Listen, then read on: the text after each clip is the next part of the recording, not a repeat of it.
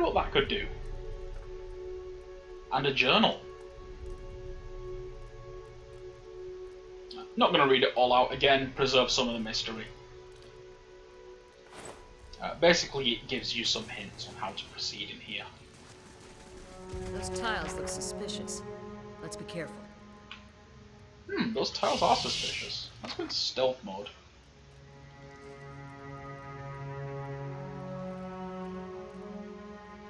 Okay, so I'm not good enough at mechanics to detect any traps, if there are any.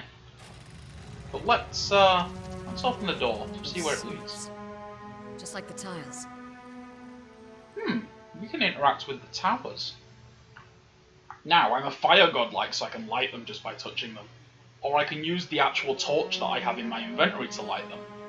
Again, items being useful, that you'd normally just throw away.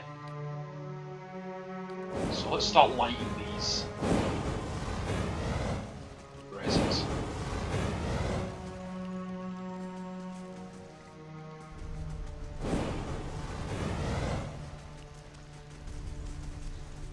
I can't light these ones. Nope. Okay.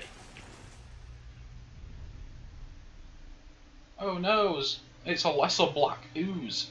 We don't know its defenses because we've not fought it. We don't have any knowledge on this creature yet. I doubt I can knock down or blind the ooze, but no harm in trying, right? You'll often find that when you're stronger than the monsters you're fighting, that you'll just serve them. Like, they just tell everybody to attack. Of course. That keeps combat moving at a good pace. Got a gem and some ooze plasma. Awesome, I'm sure that'll be worthless. Poleaxe. Nice big two-handed weapon. You might not be able to see it on the screen, but you can see in the weapon stats that they do different types of damage. For example, because this is like an axe and a hammer combined, you've got slashing and crushing damage. Whereas with the rod I've got, it does piercing and slashing damage because I'm firing like that magical bolt. Where'd that slime come from? More slime. A viscous slick of something dark and tar-like runs down this wall. The shapes and bulges in the ooze suggest that something lies beneath it, but you can't tell what. So let's use some of our water from the water skin we picked up earlier to clean that off. You rinse the ooze away, revealing an intricate relief of a man's face. The sunburst surrounding it has chipped away in places, but the details of his head, from the tight curls of his hair to the ridges of his pointed ears, still showcase remarkable craftsmanship. One eye socket is empty, a gem fills the other. Hey, we picked up a gem, let's put it in there. The chamber begins to rumble, stray rocks dancing across the tile floor. Finally, a large section of the wall gives way. Ooh, look, another slime. Ooze, rather. Again, like I said earlier, it's just, you'll just zerg monsters that you're more powerful than. Often it's just not worth the, you know, you might take one or two hits just from not being tactical, but it'll rarely be enough to do any actual damage to your character. And I knew there had to be something else in there. Ooh, a cloak of protection. Okay, so got fortitude, reflex and will, that's excellent. Let's actually give that to my main character. That's just a gem. And that's also just a gem. So let's actually equip that cloak, and let's give her the other cloak.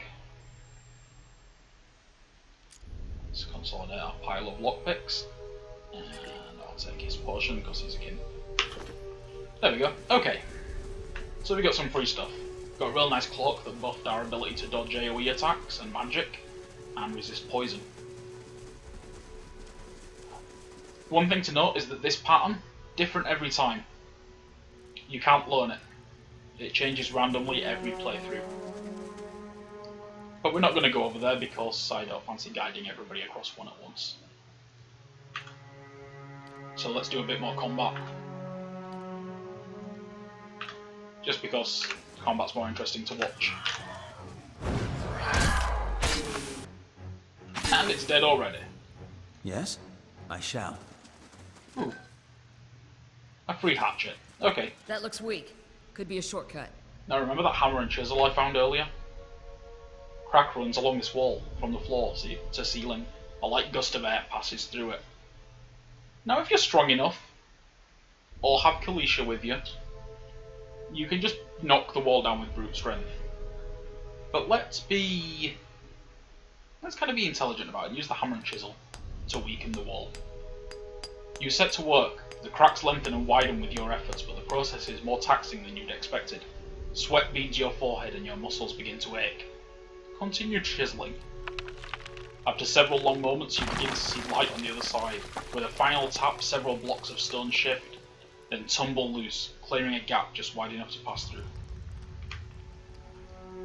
Now, I did this on purpose, to show that I've become fatigued. When you become fatigued, you lower your endurance, your accuracy, and your defenses. As you become more and more fatigued, you'll lose attack speed and other things. Like, these are critically fatigued. These guys are completely knackered, on the verge of falling asleep where they stand. So we're going to make camp before we move on. And that'll clear all the fatigue we've got. There's various drinks and food that will also temporarily clear fatigue. So they are well worth crafting food and drink. What's around the corner? He could scout ahead. I'm not going to, just to keep things moving. But you can sneak past that monster if you're careful. We're just going to knock it down, stab it in the eyes, and shoot it with magic though. And it's dead. Hmm? Of course. Do you feel that? There's a draft coming through that wall. I don't hear any sign of that storm either. And here we come across some spiders, which, if you're unlucky, will introduce you to the poison mechanics of the game. Poisons don't last very long, typically about 5 or 10 seconds. Multiple bites will stack more duration on, but not potency.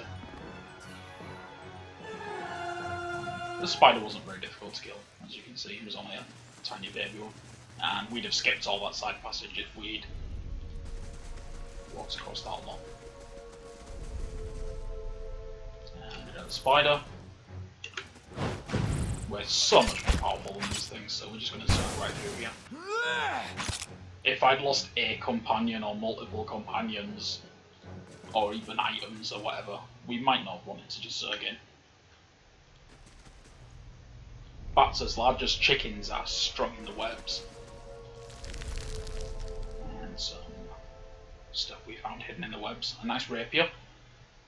Rapiers have the advantage of being more accurate than other swords, which helps you score more critical hits. And we are outside at last, nearing the end of the tutorial.